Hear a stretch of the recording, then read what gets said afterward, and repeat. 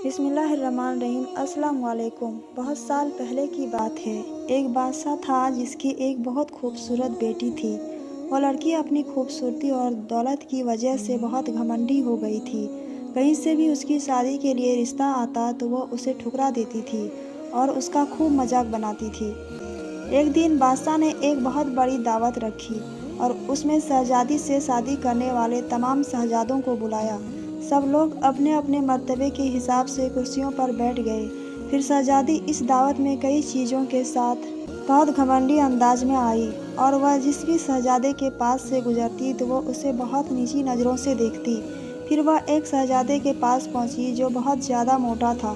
शहजादी ने उसका मजाक उड़ाते हुए अपनी कनीज से कहा, देखो ये तो आटे का बोरा है। जब दूसरे शहजादे के पास पहुंची तो कहा कि ये तो कोई खंभा है और जब दूसरे शहजादे के पास गई तो कहा ये तो सफ़ेद चूहा है। इसी तरह शहजादी हर शहजादे की बेइज्जती करती रही, लेकिन एक शहजादे को तो देखकर उसे बहुत हंसी आई क्योंकि उसने दाढ़ी रखी हुई थी। शहजादी ने उसका मजाक उड़ाते हुए कहा कि ज़रा देखो तो इसने कैसे अपने चेहरे पर घास फूस उगा रखा है। बादशाह ने जब ये देखा कि कैसे मेरी बेटी मेहमानों का मजाक उड़ा रही है तो बादशाह को बहुत गुस्सा आया और उसने ये भरे दरबार में ऐलान कर दिया कि शहजादे पसंद करें या ना करें, लेकिन मैं इसकी शादी किसी गरीब या फकीर से करवाऊंगा। इस ऐलान के बाद तमाम लोग वहाँ से चले गए। फिर कुछ देर बाद वहाँ एक भिखारी आया जो गली मोहल्ले में गाने गाया करता था। फिर वह शाही महल के खिड़की के पास बैठकर गाना गाने लगा। जब बादशाह ने उसकी आवाज़ सुनी तो उसने अपने नौकर से कहा कि उसको यहाँ बुला कर लाओ। तो नौकर फटे पुराने कपड़े वाले उस भिखारी को अंदर बुलाकर ले आया। फिर उस भिखारी ने शहजादी के सामने बहुत अच्छा एक गाना गाया और फिर बादशाह से इनाम मांगा। तो बादशाह ने कहा, तुमने बहुत अच्छा गाना गाया है, मैं तुम्हें बहुत अच्छा इनाम दूंगा। मैं अपनी बेटी की शादी तुमसे करवाऊंगा। शहजादी ने जब ये सुना तो वह हैरान हो गई। उसने बहुत ज़्यादा ड्रामा किया लेकिन बादशाह ने उसकी एक ना सुनी।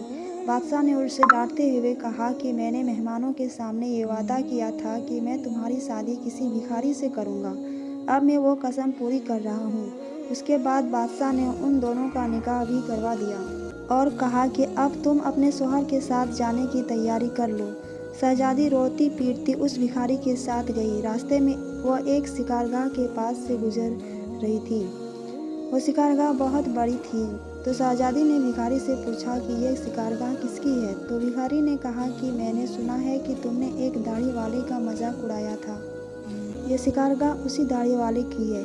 अगर तुम उस दाढ़ी वाले से शादी कर लेती तो ये शिकारगाह तुम्हारी होती। इसके बाद वह एक बड़े से बाग में पहुंची। ये बाग देखकर शहजादी ने पूछा कि ये बाग किसका है। तो भिखारी ने कहा कि ये बाग भी उसी दाढ़ी वाले का है। फिर वह एक बड़े अजीमोशान शहर में दाखिल हुई। इतना बड़ा और खूबसूरत शहर देखकर शहजादी हैरान हो गई। उसने पूछा कि इस शहर का मालिक कौन है। तो भिखारी ने कहा, ये शहर दाढ़ी वाले के मुल्क में आता है। अगर तुम उससे शादी कर लेती तो ये सब तुम्हारा होता। शहजादी ने अफसोस करते हुए कहा कि मैंने बहुत बड़ी गलती कर दी, काश मैं उससे शादी कर लेती। तो भिखारी ने नाराज़ होते हुए कहा, मुझे उससे कोई मतलब नहीं, मगर तुम मेरे होते हुए किसी दूसरे मर्द की बातें क्यों कर रही हो? क्या मुझ में कोई कमी है? इसके बाद वह एक छोटी सी झोपड़ी के पास पहुँचे। तो शहजादी ने कहा कि कैसी बेकार और छोटी सी झोपड़ी है। तो भिखारी बोला कि ये मेरा घर है और यही वो जगह है जहाँ हमें ज़िंदगी गुजारनी है। तो शहजादी बोली कि तुम्हारा नौकर कहाँ है। तो भिखारी बोला कि हमें नौकर से क्या काम, तुम हर काम कर सकती हो। चलो अब तुम आग जलाओ और मेरे लिए खाना बनाओ, मैं बहुत थक चुका हूँ। लेकिन शहजादी को खाना पकाना नहीं आता था। तो भिखारी ने उसकी मदद की। फिर कुछ देर बाद उन्होंने उल्टा सीधा खाना पकाकर खा लिया और सो गए।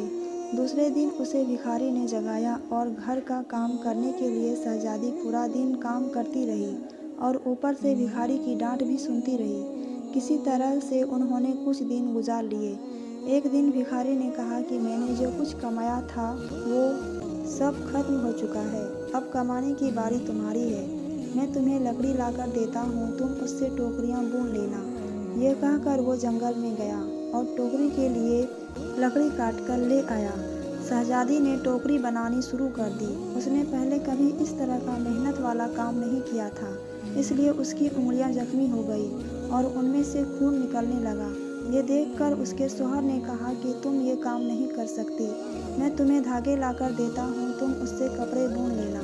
लेकिन वो ये भी ना कर सकी। तो उसके शौहर ने कहा कि तुम तो मेरे लिए बिल्कुल भी काम की नहीं हो, तुम तो कोई भी काम नहीं कर सकी, तुमसे शादी करके मैं बर्बाद हो गया हूँ। ठीक है, मैं कोशिश करता हूँ कि तुम्हारे लिए मैं मिट्टी के बर्तन ला दूँ, तुम उन्हें बाजार में जाकर बेच दिया करो।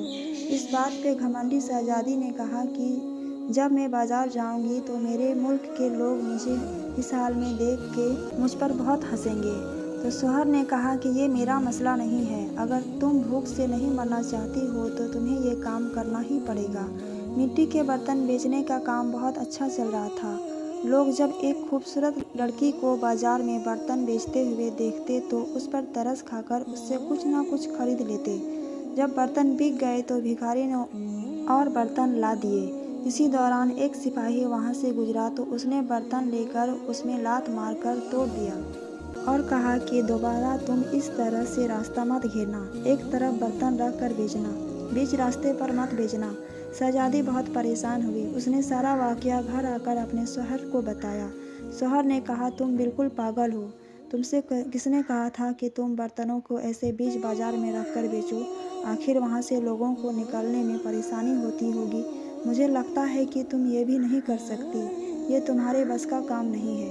मैं शाही महल जाऊंगा, हो सकता है शायद तुम्हारे लायक कोई काम वहाँ मिल जाए। यह कहकर वो शाही महल के लिए रवाना हो गया।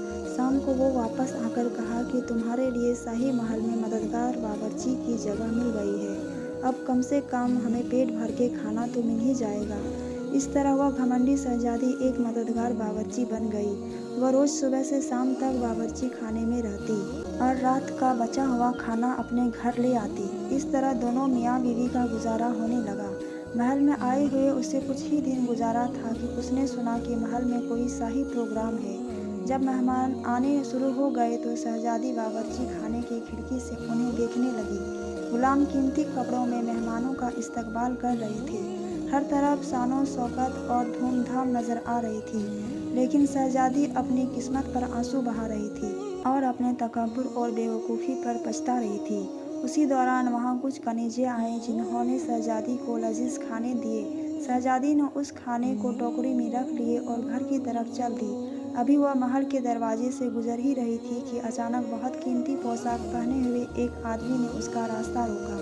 शहजादी ने जब उसकी तरफ देखा तो ये वही दाढ़ी वाला बादशाह था जिसका उसने मजाक उड़ाया था। वो खौफ से कांपने लगी। बादशाह ने उसे लेकर महल में पहुंचा। इतने सारे लोगों को देखकर उसका अपने ऊपर काबू नहीं रहा और घबराहट में उसके हाथ से टोकरी गिर गई और उसमें से खाना निकलकर चारों तरफ बिखर गया था। तमाम दरबारी हंसने लगे। शहजादी को उस वक्त हाल ऐसा था कि किसी तरह जमीन फट जाती और वो उसमें समा जाती। उसने झटके से अपना हाथ छुड़ा लिया और भागना चाहती थी। फिर बादशाह ने उसे दोबारा पकड़ लिया और नरमी से बोले कि डरो मत, क्या तुम मुझे नहीं पहचानती हो? मैं वही भिखारी हूँ जो तुम्हारे साथ झोपड़ी में रहता था और मैं वही सिपाही हूँ जिसने तुम्हारे बर्तन तोड़े थे। ये सब कुछ मैंने तुम्हारे लिए इसलिए किया क्योंकि मैं तुम्हें पसंद करता था और तुमसे शादी करना चाहता था। अब तुम्हारे घमंड का इलाज हो चुका है। मैं वही भिखारी हूँ जिसके साथ तुम रह रही थी। अब तुम्हें अच्छा सबक मिल गया है। पिछली बातों को भूल जाओ और देखो हमारी शादी की तैयारियां हो रही है। उसी वक्त कनीजिया आई और उसे अपने साथ ले गई। फिर शहजादी को नहलाकर उसे दुल्हन का लिबास पहनाया गया। फिर जब वो दोबारा वहाँ आई तो देखा कि उसके माँ बाप और तमाम दरबारी वहाँ मौजूद थे। लोगों ने उसे मुबारकबाद दी। उस वक्त शहजादी बिल्कुल बदल गई थी। उसका गुरूर, उसका घमंड सब खत्म हो चुका था। उसने ज़िंदगी गुजारने का ढंग सीख लिया था। सबक: दोस्तों, हालात जैसे भी हो, इंसान को तकब्बुर और घमंड नहीं करना चाहिए। अल्लाह ताला का हमेशा शुक्र अदा करते रहना चाहिए। दोस्तों, अगर आपको हमारा यह वीडियो पसंद आया हो तो चैनल को लाइक शेयर सब्सक्राइब ज़रूर करें। खुदा हाफिज़।